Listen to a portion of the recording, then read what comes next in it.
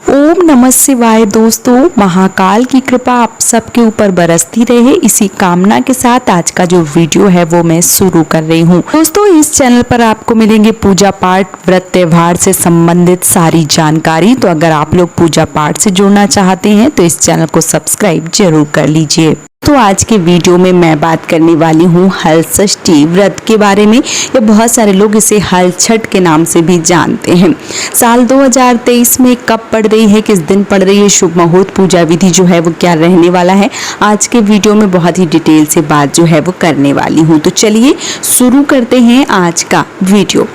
इस साल हल षष्ठी का जो व्रत है वो 5 सितंबर को रखा जाएगा। इसे बलराम जयंती और ललही छठ के नाम से भी जाना जाता है। पूरे साल में 3 बार छठ का पर्व मनाया जाता है। ललही छठ, चैती छठ और कार्तिक माह में आने वाली बड़ी छठ जो है वो शामिल है।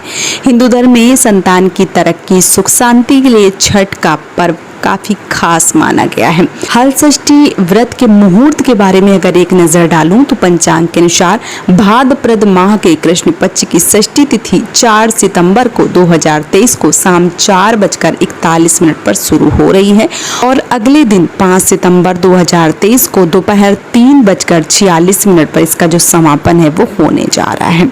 सुबह 9:31 से दोपहर 12:37 तक इसका जो मुहूर्त है वो रहने वाला है।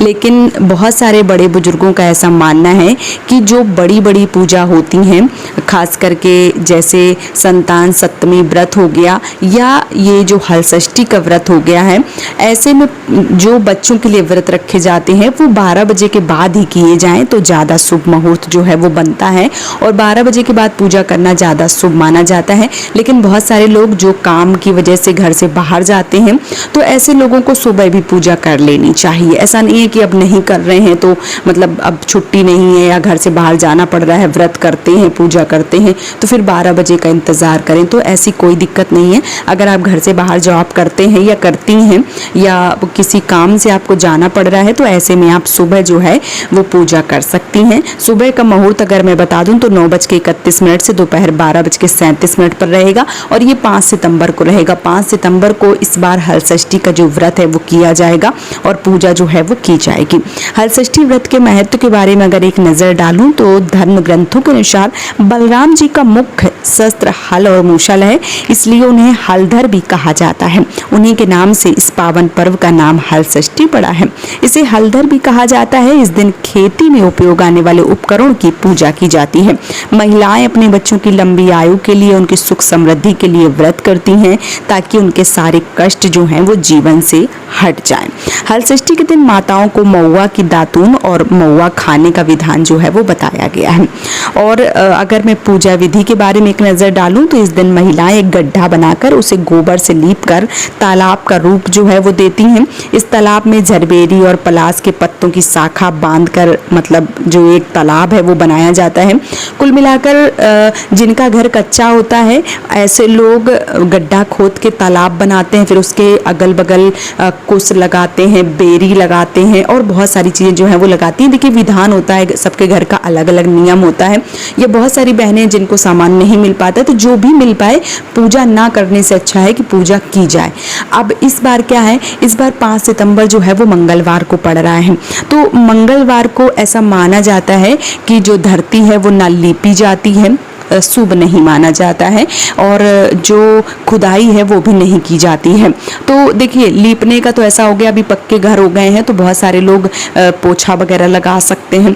लीपने का इस दिन अवॉइड कीजिए, मत कीजिए। लीपना मतलब रहन दो, आप ना लीपो उस दिन। एक दिन पहले ही मतलब जैसे सोमवार को आपको शाम को ही लीप लेना है अच्छे से और एक दिन पहले ही, मतलब अब रात में नहीं लीपना। देखो, मैं रात के लिए बिल्कुल भी नहीं बोलूँगी, मतलब ऐसे टाइम पे जहाँ भी पूजा कर रहे हैं जहाँ कोई आता जाता ना हो, मतलब बार बार उसको जूठा ना किया जाए, तो पहले से एक दिन पहले सोमवार को आप अच्छे से वहाँ पे साफ सुथरा कर लीजिए। गड्ढा खोद के जो तालाब बना रही हैं वो बना लीजिए। बहुत सारी बहनों का ऐसे भी प्रश्न आएगा कि दीदी पक्का है तो क्या करें। तो देखिए, जो लोटा होता है या कोई ग्लास होता है या कोई कलश होता है, उस पर आप जो मतलब खुदाई करके जो झरबेरी या पलास के पत्ते, बेरी जो भी लगाते हैं आप उस पर भी लगा सकते हैं। और जो तालाब है वो आप देख लीजिए किस तरीके तरीके से आपको बनाना है, छोटा सा किसी थाली में पानी भर के भी रख सकते हैं। जिस भी तरीके से मतलब आप आसानी से कर सकती हैं पूजा। बहुत सारी बहनें जो फ्लैट वगैरह में रहती हैं वो कहाँ गड्ढा खोदेंगी, कहाँ लिपाई करेंगी, तो अपनी सुविधा के अनुसार देख लीजिए जो भी आसानी से चीज़ें हो जाएं। पूजा आपको ज़रूर करनी है, भले ही आप कम सामान में करें, कम मान लीजिए लिपाई पुताई नहीं कर पा रही, मान लीजिए जैसे इसमें विधान है कि लिपाई पुताई करना चाहिए, और ख़ास करके जूते का नहीं खाना चाहिए, और इस दिन गाय के गोबर ओबर का बिल्कुल वर्जित बताया गया है। भैंस का बच्चा या भैंस का जो भी होता है दूध और उसका गोबर जो है वो लेना चाहिए। इस दिन गाय की सारी चीज़ें जो है वो वर्जित बताई गई हैं।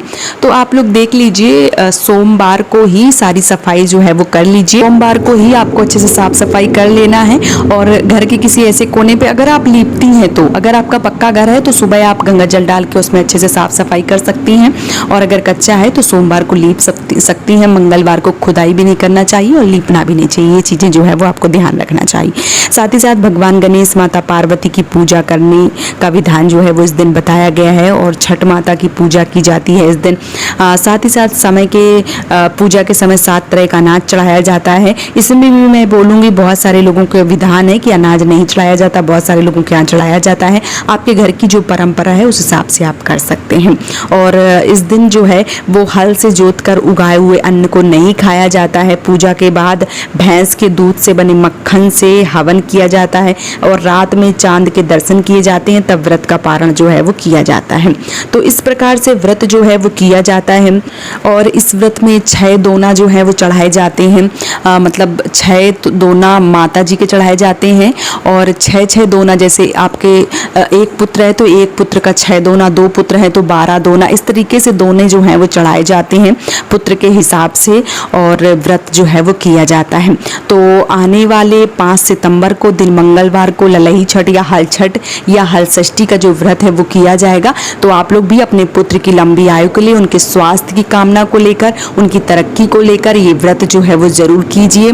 और पहली बार जो लोग व्रत कर रही हैं उनके लिए भी मैं बता दूं कि हाँ, इस वर्ष व्रत उठा सकती हैं, कोई दिक्कत कोई परेशानी नहीं है। डिटेल वीडियो में एक और डाल दूंगी ताकि आपको सारी चीज़ें जो है वो समझ में आ जाए। तो उम्मीद करती हूँ कि आज का वीडियो आपको पसंद आया होगा। वीडियो पसंद आया है तो चैनल को सब्सक्राइब और वीडियो को लाइक करना बिल्कुल भी ना भूलें। आज का वीडियो यहीं पे समाप्त कर रही हूँ दोस्तों। जय माता दी।